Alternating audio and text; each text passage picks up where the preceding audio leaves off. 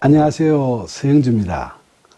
수년 전 예루살렘을 방문했을 때 채찍교회 앞마당에 서서 2000년 전 그날 피와 땀으로 범벅이 된 몸에 십자가를 지시고 골고다 언덕을 올라가셨던 예수님을 생각하면서 마음이 울컥했던 적이 있었습니다.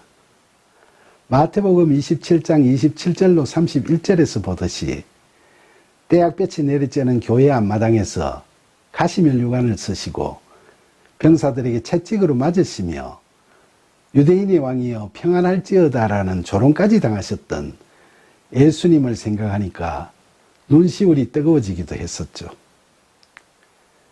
그리고 골고다 언덕으로 향하는 슬픔의 길, 고통의 길인 비아돌로로사를 걸어가면서 아무런 죄가 없으신데도 십자가를 지시고 무사람에게 능욕을 당하시면서 힘에 겨우 수차례나 넘어지시면서 그 길을 올라가셨던 예수님을 생각하니까 가슴이 시리도록 아파왔습니다.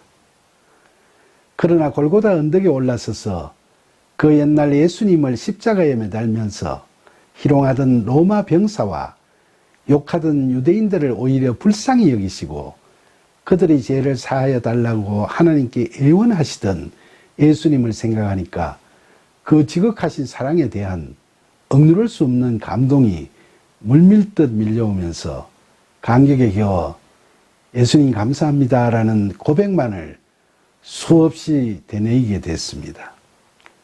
그리고 믿지 않던 지난날의 제 자신이 바로 그 옛날 예수님을 능욕하던 로마 병사나 유대인들과 별반 다를 바가 없었다는 생각이 들면서 한없이 부끄럽고 죄스러운 마음에 깊은 회한의 눈물이 흘러내렸습니다.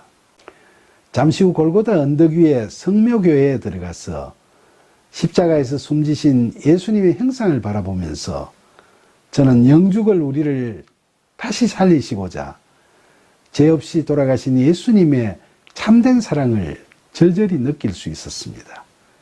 그러면서 마침내 제 입에서는 하나님 부디 저를 불쌍히 여기시고 제 죄를 용서하여 주시옵소서라는 통절한 회개의 탄식이 흘러나왔습니다.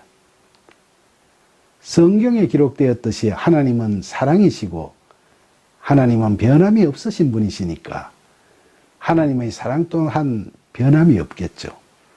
창세기 1장 27절에서 보듯이 태초에 인간도 하나님의 형상대로 지으심을 받았기 때문에 원래는 하나님처럼 변함없는 사랑을 할 수 있게 지어졌을 겁니다. 요한복음 4장 24절의 말씀처럼 영이신 하나님께서 영적 존재로 창조하신 아담과 하와는 에덴 동산에서 그들의 영이 하나님의 영과 연합되어 있었을 때는 하나님과 서로 변함없는 완전한 사랑을 나눌 수 있는 존재였겠죠. 그러나 타락 후 인간의 영은 쉽게 마귀의 영과 합치됨으로써 성령의 도우심 없는 상태에서는 하나님과 이웃에게 자기의 유익만을 내세우는 이기적인 사랑만을 할 수밖에 없다는 그 아픈 진실이 우리를 슬프게 합니다. 그러다 보니까 하나님의 아들이신 예수님께서 그런 우리의 구원을 위해 가전 고난을 당하시면서 십자가에서 죽으신 것 그 자체만으로도 우리는 말로 다 표현할 수 없는 은혜로우심을 느끼게 됩니다. 사람들도 때로는 자신의 신념을 지키기 위해 죽음을 택하기도 합니다. 기독교에서도 예수님 제자들의 순교나 그 이후에도 그 한말에 우리의 신앙의 선배들처럼 세계 각지에서 수많은 성도들이 신앙을 지키기 위해 순교하였죠. 불교에서도 2차돈이 신라시대에 순교했듯이 그런 사례가 많았습니다. 또한 조선왕조에서 사육신이 정통성을 가진 단종을 지키기 위해 충성된 신하로서의 죽음을 선택했듯이 그렇게 정치적 신념을 지키기 위해서 목숨을 바치는 사례들도 세계 역사에서 많이 볼 수 있습니다. 그러나 그런 죽음들은 자신들의 신앙이나 신념을 지키기 위한 선택이었죠. 그들의 죽음에는 천국, 극락, 충신 같은 큰 상급이 따른다는 기대도 있었습니다. 하지만 예수님의 죽음은 자신의 죄 때문이 아니라 죄인인 우리를 위하여 선택하신 겁니다. 그리고 예수님께서는 하나님의 아들이신 하나님이시라 피조물인 우리 인간들처럼 무슨 상급을 바라실 것이 없었죠. 그런데 예수님의 십자가 죽음에는 이보다 더 큰 의미가 또 있습니다. 에베소서 5장 2절에서 사도 바울은 그는 우리를 위하여 자신을 버리사 향기로운 제물과 희생제물로 하나님께 드리셨느니라 라고 이야기했죠. 이처럼 예수님께서는 죄가 없으시지만 우리를 위해서 희생제물이 되신 겁니다. 그리고 고린도 후서 5장 21절에서 바울은 하나님의 죄를 알지도 못하신 이를 우리를 대신하여 죄로 삼으신 것은 우리로 하여금 그 안에서 하나님의 의가 되게 하심이라 하고 복음의 진리에 대해 이야기합니다. 예수님께서는 우리를 하나님의 의가 되도록 하기 위해 죄가 되셨다는 겁니다. 우리의 죄를 사하시는 분은 하나님이시죠. 그런데 인간의 노력만으로는 결코 우리가 온전한 존재로 변화할 수 없기 때문에 우리는 자력으로 죄를 사함받을 수가 없습니다. 그러나 완벽한 사랑이신 하나님께서는 사랑으로 우리 각자를 지으시고 우리를 모두 죄에 빠졌을 때마저도 계속해서 끔찍이 사랑하십니다. 그래서 거룩하신 하나님께서는 우리의 죄를 그저 눈 감아 주시는 것으로 끝나지 않으시고 예수님을 중보자로 세워 우리의 죄를 모두 사하시는 구원 계획을 만드신 겁니다. 그리고 예수님께서는 우리를 대신해서 자신을 죄로 삼으시려는 하나님의 이 뜻을 아셨기 때문에 순종으로 따르셔서 십자가에 매달려 죽음이라는 실존의 조건에 종속되셨습니다. 그리고 나서 부활을 통해 실존의 조건들을 극복하시고 새로운 존재로 영적으로 현존하십니다. 그러니까 이 새로운 존재에 제일 많은 우리들이 참여하게 되면 우리는 의인으로 여기심을 받아 새로운 피조물로 거듭나게 되는 것이 바로 하나님의 구원 계획입니다. 그런데 그런 하나님의 계획의 일환으로 예수님께서 죄가 되어 죽으실 때 그 지독했던 십자가 죽음의 고통에서 모든 것이 끝나는 것이 아니라 죄가 되어 죽으셨기 때문에 그 죄의 대가로 가장 험한 지옥으로 가셔서 영원히 더 큰 고통을 당하셔야만 되는 상황이 예수님을 기다리고 있었죠. 예수님께서는 그런 지옥에 대해서 모든 것을 알고 계셨기에 겟세마네 동산에서 피와 땀으로 흠뻑 젖은 기도를 드리실 때 처음에는 십자가 죽음을 비켜갈 수 있기를 원하시는 완전한 인간의 모습을 보여주셨던 겁니다. 그러나 예수님께서는 간절한 기도를 통해 성령으로 채우심을 받으신 후에는 마가복음뿐만 아니라 마태복음과 누가복음에도 똑같이 기록되었듯이 내 원대로 마옵시고 아버지 원대로 하옵소서라고 하나님의 뜻에 순종하여 십자가 고난을 감당키로 작정하시는 완전한 하나님의 아들의 모습을 보여주셨죠. 우리는 성경의 이 대목들에서 우리 자신을 포함한 인간 누구도 닮을 수 없고 따라갈 수 없는 사랑, 즉 하나님을 사랑하시고 순종하심으로써 제일 많은 우리를 사랑하시는 하나님을 나타내 보이시는 예수님의 놀라운 사랑을 느낄 수 있습니다. 십자가 죽음 앞에서 누가복음 23장 46절에서는 예수님께서 스스로 하나님의 아들이심을 드러내 보이시면서 우리를 위해 십자가 죽음 앞에서도 아버지, 내 영혼을 아버지의 손에 부탁하나이다 라고 고귀한 순종을 보여주고 계십니다.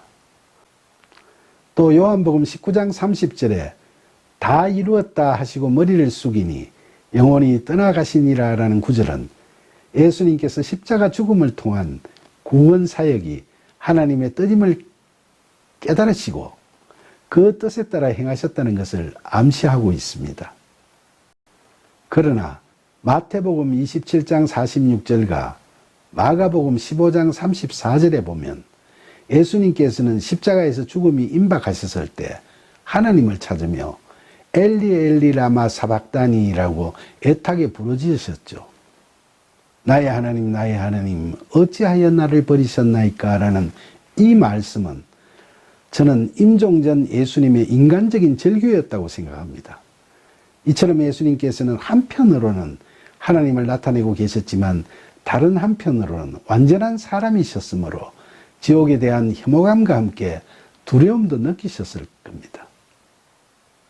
한편으로는 그렇게 완전한 인간으로서 절규하시고 또 다른 한편으로는 하나님의 뜻에 순응하시던 예수님께서는 결국 십자가에서 죽으셨고 어쨌든 죄가 되어 죽으셨기 때문에 음부로 가셨습니다.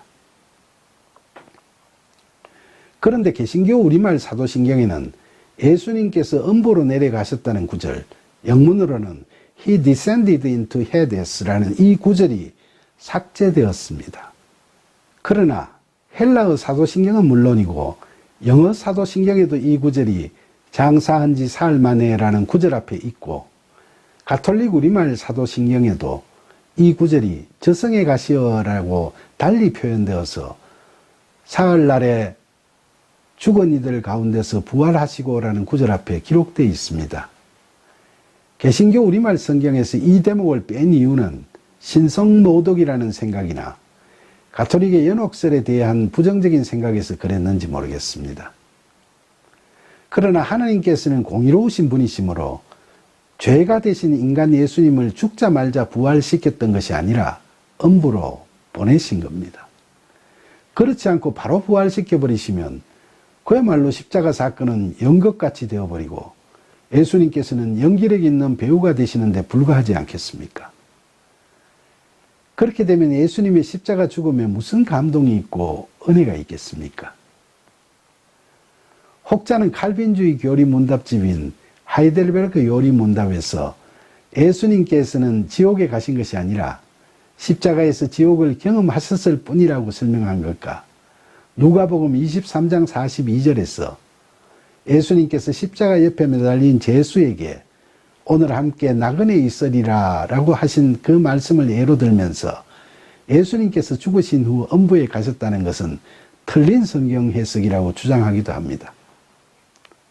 그러나 예수님께서 제수에게 오늘 함께 나그네 있을 것이다 라고 하셨으니까 지옥에 가지 않으셨다는 해석은 3차원 세계에서의 시간과 공간에 대한 지식을 갖고 있는 인간이 할 수 있는 그런 성경 해석에 불과하다고 봅니다.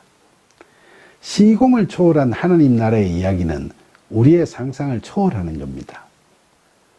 그리고 저는 성경의 여러 구절에 기록되어 있는 죄인은 지옥 간다라는 진리는 인간이 만든 요리 문답이나 인간이 풀이하는 성경 해석보다 우선한다고 생각합니다. 더구나 요리 문답이 다소 추상적으로 표현되어 있기 때문에 음부에 가신 것을 완전 부정하는 것으로 보기도 애매한 점이 있습니다. 특히 예수님께서 죄를 짓고 지옥에 가셨다고 하면 신성모독적인 발언이 될 수 있겠지만 죄 없으신 예수님께서 하나님의 구원 계획의 성취를 위해 희생제물이 되어 죄가 되어 죽으심으로 지옥에 가게 되셨다는 주장은 결코 신성모독이 아닙니다. 이것은 인간으로서는 도저히 흉내낼 수 없는 하나님께 대한 절대 복종이고 우리를 향한 지극한 사랑입니다. 그리고 제 생각으로는 인간이 순교할 때 겪는 육체적 고통과 유사한 고통을 예수님께서 십자가에서 겪으셨던 것을 예로 들면서 실제로 지옥에 가신 것이 아니라 지옥 같은 고통을 당하셨다는 뜻으로 요리 문답을 해석하는 것은 어떻게 보면 예수님의 하나님의 사랑의 의미를 크게 축소 왜곡하는 거라고 볼 수도 있습니다. 하나님의 아들이신 예수님께서 우리를 위해 죄가 되셔서 십자가에서 죽으신 것만으로도 우리는 감당하기 어려운 은혜를 입었었지만 더 나아가서 지옥이 어떤 곳인지를 다 아시면서도 그 길을 택하셨다는 예수님의 사랑은 이루 말로 다 표현할 수 없는 고귀한 아가페 사랑입니다.